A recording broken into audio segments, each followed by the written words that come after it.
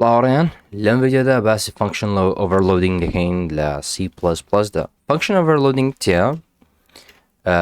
بە سادەی فانکشن overloading بە کورتی بریتە لە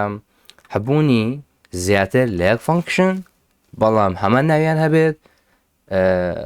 ئەو فانکشنانە هەرێکیان ئیش دەکەن هەتا ئەو کاتەی ئارگومنتەکانیان بڵێن پارامترەکانیان جیاوازە داتاکانیان بەمانایشی داتاکانیان جیاوازە. ئەوە نمونەیەکی زۆر سادە بگرین بۆ نمونە با بڵێن int xم هەیە ئەو یەکسانە بەنەوەتنەوە یان میمژمارێکی تەواو وروها float یاخود دەبڵ float بەکاردەهێنم لەبیرت بێ float هەروەکو ئینتیجەرە بەڵام decimal pointiش وەردەگرێت وروها بۆ نمونە بە f بێت یاخود y بێت نازانم هەر ناوەک بێت وەروها لە پاشان ئەوە یەکسانە بە 2.99 بەو شێوازە یاخود 3.4 بەو شێوازە ئاماشیان ڤاریبڵێکی ترە. ئێستا گیرمان دەمەوێت فانکشنێک بگومان فانکشنم نییە گیرمان فانکشنێک دروست دەکەین کەوا بە ئینپوتێکی دەدەین ئینپوتە تەبع دەکات بۆ نمونە بەناوی بەناوی پرنت دروست دەکەین وە لە پاشاندا بۆ نمونە x پێ دەدەم و ئەویتکەیان print y پێدەدەم بە شێوازە. بێگوانە فانکشنەمان نییە ئێستا با بێنە فانکشنێک دروست بکەین ناوی دەدەنم بۆ نمونە void با void بێت و لە پاشان بە ناوی print و لێراندا بۆ نمونە int x پێ دەدەم یاخۆ هەر ناوێک هەر شتێک لەو شتانە n بێت هەر شتێک بێت گیرمان xم بەکارهێنام و لێراندا بۆ نمونە دەڵێم cout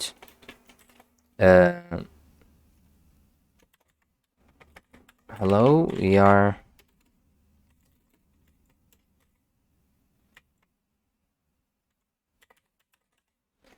printing بۆنمونە ئەو ژمارەیەکەوە ئارگومنتێکەوە دایتمانێ وەل پاشە ئەنلاین باش گەر لێرەدا سەیری بکەین لێرە ئەو لەبەرەوەی ئینتیجەرە ئەکسە باش شێوازە بەبێن هەرێک لەو فانکشنانە بەڵێن ڕام بکەین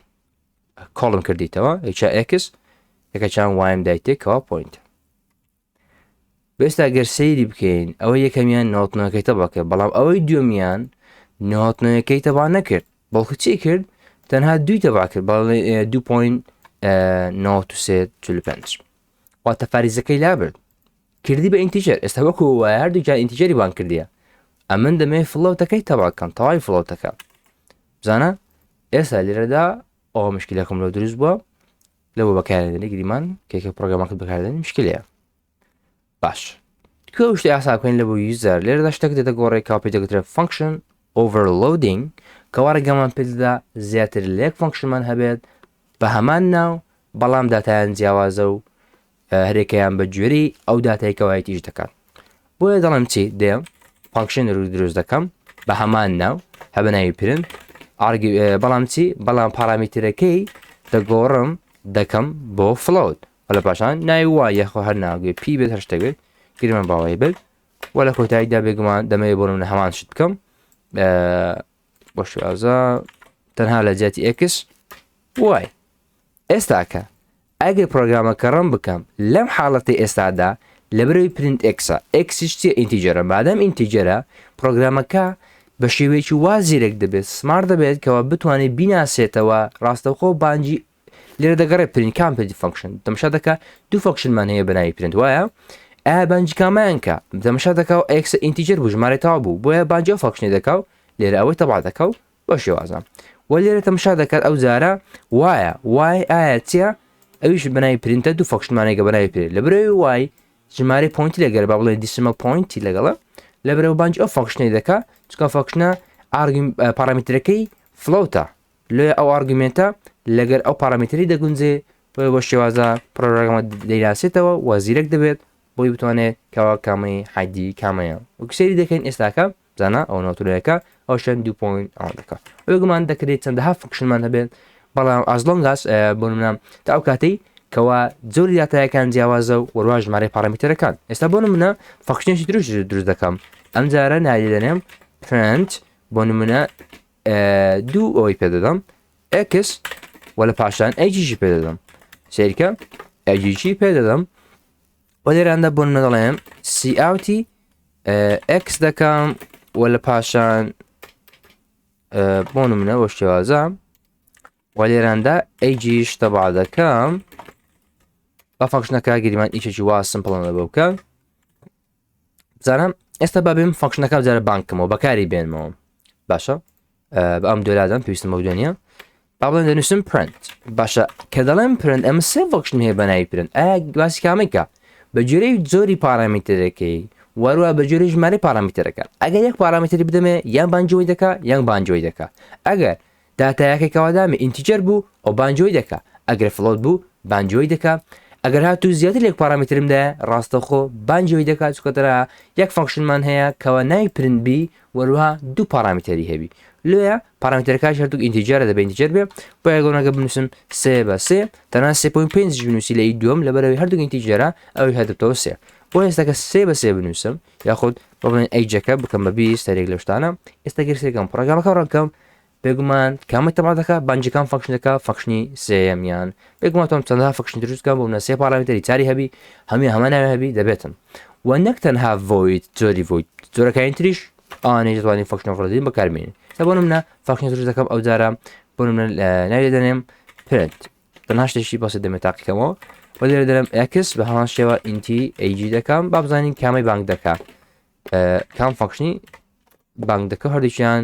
گریمان هەمان ئیشم لە بۆ دەکەن و لێرەدا ڕتێرنی چ دەکەم ڕتێرنی بۆ نمونە x plus y دەکەم باشە لێرەدا سێریکەن دەڵێتێ cannot overload function distinguished by return type alone ئەمە واتەچی لەبەرەوەی ئەگەر سەیری بکەین ئێمە دوو فەنکشنمان هەیە هەردوو فەنکشن هەمان ناویان هەیە ڕاستەوە ڤۆیدەوە ئینتیجەرە بەڵام ئێمە بەوەی نایناستەوە پرۆگرامەکە بە ناوی فەنکشنەکەی وەروەها ژمارەی پارامترەکان و جۆری پارامترەکان چییە واتە داتە تایپی پارامترەکان کاوە دایتمانێت لەبەرەوەی سەریکەین هەمان ناویان هەیە و پارامترەکان هەمان زۆرن هەردووچیان دوو پارامتری هەیە هەردووچیان دوو ئینتیجەرن لەبەرەوە لێ تێک دەچێت پێڵێ لەو حاڵات ناتوانم فەنکشن ئۆڤەرلۆدی لە بکەم واتە بەماناشێت پرۆگرامەکە ناتوانانی بیناسێتەوە و ئەوەندە سمارت نییە چکە چۆن بزانێت دنیا تۆ هەردووشت وەکو یەک لێ کردە باش بەڵام ئەگەر بێت تۆ ئێستا یەک پارامتر لە بۆ زیاد بکەم بۆ نمونە بەناوی وای ئێستا هیچ دەکەم هیچ کێشەی نییە بۆیە بۆ نمونە ئێستا و فەنکشنی ڕتێرنیستە کارێکیان پێکەوە دەکەم بۆ ئێستا من بێگومان بە ئەمەلا بدەم ئێستا ئەو فەنکشنیانە ئەگەر گاسوێ بکەم بێگومان گوانجی ئەو فەنکشنی دەکات سێ ئەوە بەڵام ئەگەر پارامتری سێم پێ بدەم بۆ نەخێشتر پێ بدەم بۆ نمونە 5 یاخود شێوازە ئێستا چی ڕوو دەدات